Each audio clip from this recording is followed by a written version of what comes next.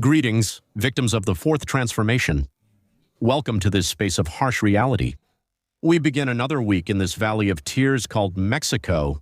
For those who enjoy the truth without anesthesia and sarcasm as a method of political survival, here you have an in-depth analysis, in the purest style of this house, about the latest diplomatic tantrum of our shiny new lapdog scientist Claudia Scheinbaum.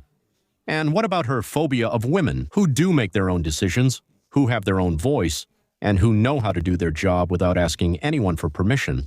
Get ready and open your eyes wide, because what's happening between Mexico and Spain isn't an international conflict. It's a neighborhood squabble elevated to the level of state affairs. Let's get into it. We had an uncomfortable visit for the old school left in Mexico that could well be titled, "When the Truth Stings, the Fourth Transformation Government Reacts." The visit of Isabel Díaz Ayuso, the woman who has the Spanish left against the ropes, ended up being the mirror where Claudia Scheinbaum's government no quiso reflejarse. The result was a boycott worthy of a public high school on strike. Unfortunately, we saw harassment used as foreign policy. The president of the Community of Madrid decided to pack her things and return to Spain ahead of schedule. Why? Not because she missed tapas or red wine, but because the far-left Mexican government, as the Madrid statement rightly puts it, decided that the best way to treat a representative of the Spanish state was through systematic harassment. The Madrid government says that Scheinbaum attacked Ayuso daily. What a surprise. Our brand new president, instead of looking into why the subway is falling apart, or why the country is turning red, or Rocha Moya's ties with the Narcos, drug traffickers, used her valuable time at the morning press conference to criticize the woman from Madrid. But the most pathetic thing isn't the verbal attack, it's the low-level threat. It said they threatened to shut down the hotel where the Platino Awards would be held, in the Riviera Maya, Cancun, if Ayuso set foot there.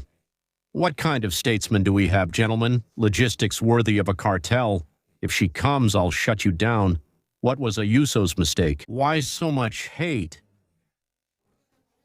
It's because Ayuso committed the cardinal sin of paying tribute to Hernán Cortés and defending the purity of mestizaje.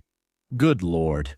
For an administration that lives off licking the wounds of ghosts from 500 years ago, hearing something to be proud of is like throwing holy water on the devil. While Scheinbaum goes out of her way apologizing for the conquest, Ayuso reminded the world that Mexico and Spain are brothers by blood and culture. But of course, in Morena's handbook, if you don't kneel before the "we were victims" narrative, you're an enemy of the people.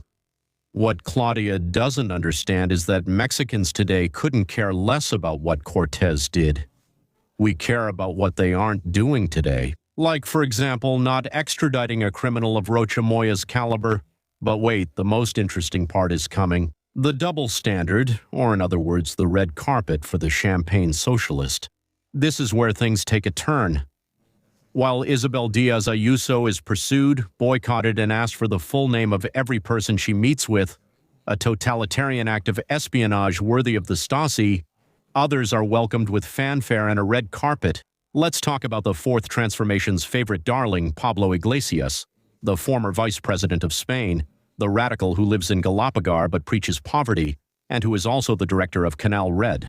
He is welcomed with kisses and hugs, photos and smiles. Why is that? Maybe it has something to do with the 1.7 million pesos in contracts he has received from Scheinbaum's government. I'm just saying. It's hypocrisy at its finest. When he's in Mexico, Iglesias operates with humility from a luxurious penthouse in La Condesa, paying rents over 100,000 pesos a month while asking his followers for money to keep the channel running. What a beautiful example of austerity.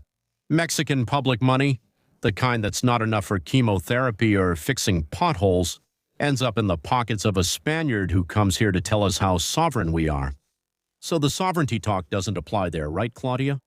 There, sovereignty bows to the interests of the outdated Starbucks left. There's a reality that Cortés didn't kill. Understand something, Claudia, and understand it well.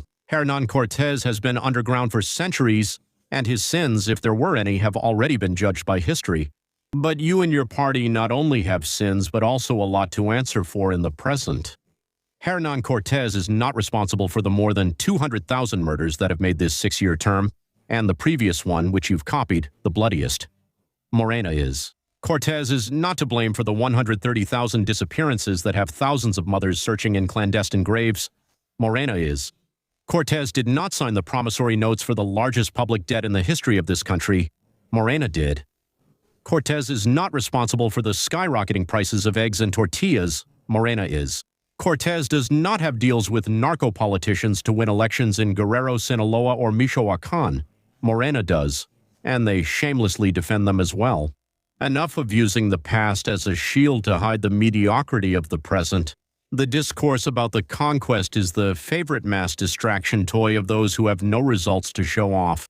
Wake up and say goodbye. Get to work, Claudia. Instead of making a fuss like a neighborhood gossip, chasing after foreign politicians who actually have the guts to say things to your face, focus on governing the disaster your boss left us and that you keep making worse.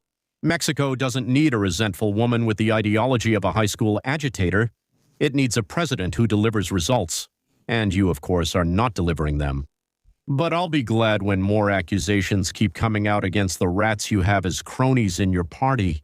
President Trump is already tired of your mockery and your complicity with criminals. You're this close to being screwed, and not by the one from Palenque, all of you damn Morena members.